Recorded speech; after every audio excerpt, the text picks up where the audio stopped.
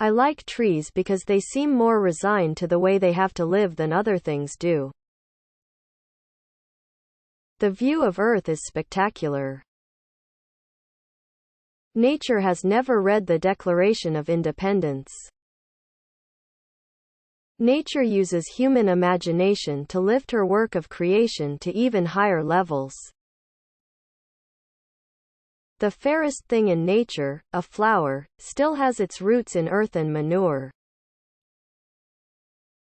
Nature was here a series of wonders, and a fund of delight. The amen of nature is always a flower. There are no lines in nature, only areas of color, one against another. When I see a bird that walks like a duck and swims like a duck and quacks like a duck, I call that bird a duck. And the heart that is soonest awake to the flowers is always the first to be touched by the thorns.